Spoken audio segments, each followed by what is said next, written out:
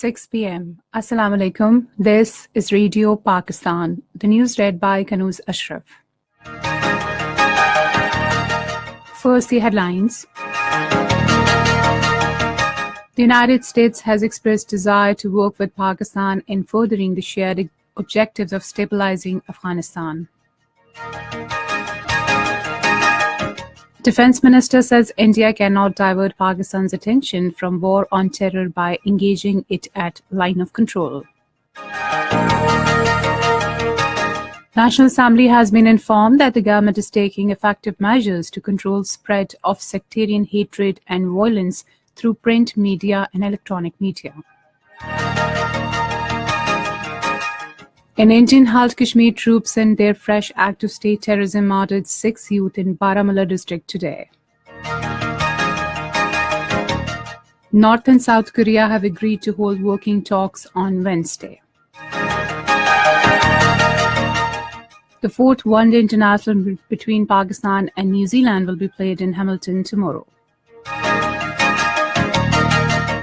And now the news in detail. The United States has expressed desire to work with Pakistan in furthering the shared objective of stabilizing Afghanistan. The desire was conveyed by U.S. Acting Assistant Secretary of State Alice Wells while talking to Foreign Secretary Tahmina Janjua in Islamabad today. The U.S. Acting Assistant Secretary of State said as an immediate neighbor, an important country of the region, Pakistan's support is critical to the success of the U.S. strategy for Afghanistan. She underlined the need for strengthening intelligence cooperation between the two sides to improve coordination in counter-terrorism efforts. Ambassador Alice Wells also acknowledged Pakistan's efforts in eradicating terrorism. Tahmina Janjua underscored that Pakistan-US relationship need to move forward under an environment of mutual trust and respect. The U.S. delegation was apprised about recent counterterrorism actions taken by Pakistan's law enforcement agencies that contributed to visible improvement in the security situation of Pakistan. It was mentioned that these comprehensive counterterrorism actions will also contribute towards peace and stability in the entire region. In the context of regional situation, the Foreign Secretary expressed concerns on the continued use of Afghan soil by elements hostile to Pakistan's stability. 4 soldiers of Pakistan Army have embraced martyrdom in unprovoked Indian firing at Chandrot Kotli sector along the line of control. The troops were busy in line communication maintenance when they were fired upon and hit by heavy mortar round by Indian forces. 3 Indian soldiers were also killed and several others injured in the exchange of fire. Prime Minister Shahid Haqqan Abbasi has strongly condemned the unprovoked firing by Indian troops along the LOC. In a statement, he paid tributes to the sacrifices of the security personnel for the motherland. Minister for Defence Khurram Dastagir also strongly condemned the unprovoked firing by the Indian troops at line of control.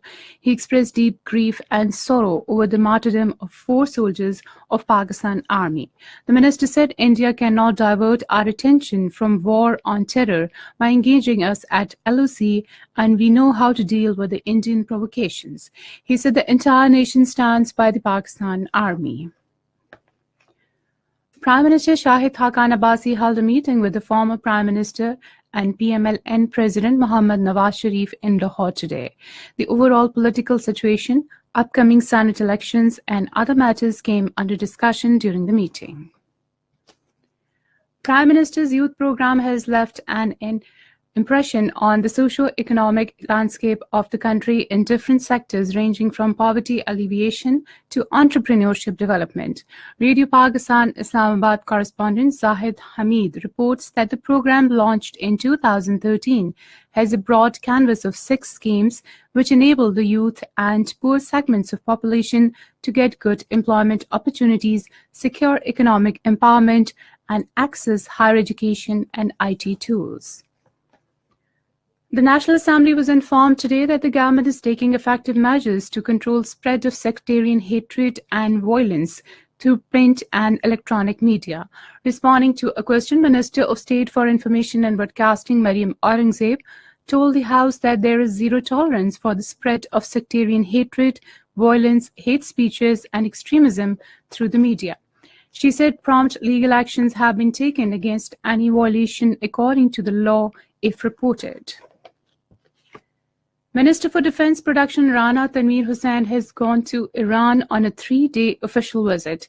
He has been invited by Iranian Minister for Defense and Logistics for Armed Forces, Brigadier General Amir Hatami. The minister is accompanied by a high-level delegation of Ministries of Defense Production and Science and Technology. The delegation will hold meetings with Iranian Minister of Defense and other high officials of armed forces.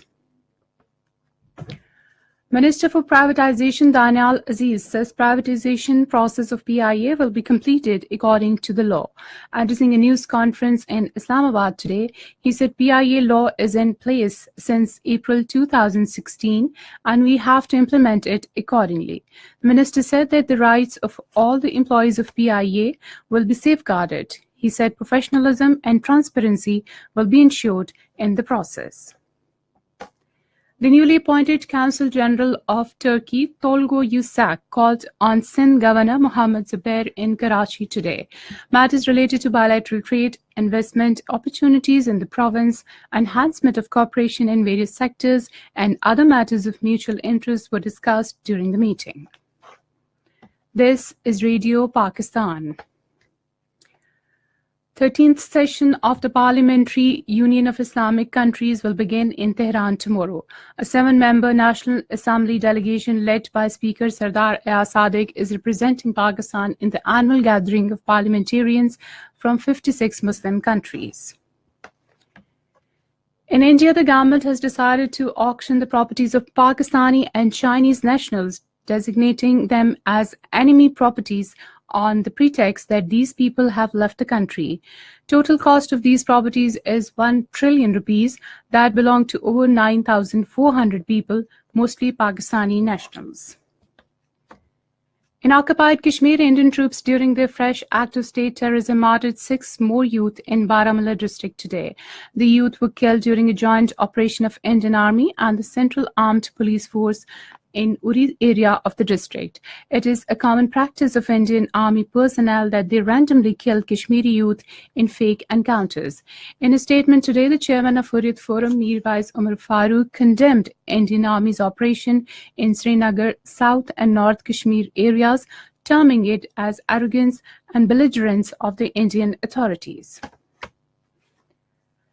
North and South Korea have agreed to hold working talks on Wednesday. According to South Korea Unification Ministry, Pyongyang asked for the meeting to be held at Peace House on the South Korean side of the Truce Village in the demilitarized zone. Russia, Turkey, and Syria have denounced the US-led coalition plans to form a Kurdish-led border force to secure the area along Syria's international border to the north with Turkey and to the east with Iraq. According to report, 230 new cadets have already been recruited to the force by US-led coalition. In Iraq, at least 27 people were killed and 64 wounded in a twin suicide bombing in central Baghdad today. In Libya, clashes broke out around Metinga airport in the capital, Tripoli, today. Heavy gunfire continued and all flights had been suspended from the airport. There are no immediate report of any casualties. And finally, the weather report. Mainly cold and dry weather is expected in most parts of the country during the next 24 hours. However, light rain, thunderstorm with snowfall over the hills is expected at a few places in Malakand Division, Fata and Gilgit-Baltistan. Foggy conditions are likely to prevail over few plain areas of Punjab and Upper Sindh during morning hours. And that is the end of this news bulletin. For more news and analysis, log on to our website, radio.gov.pk, and also watch live video streaming of our bulletins on the link facebook.com Radio Pakistan News Official.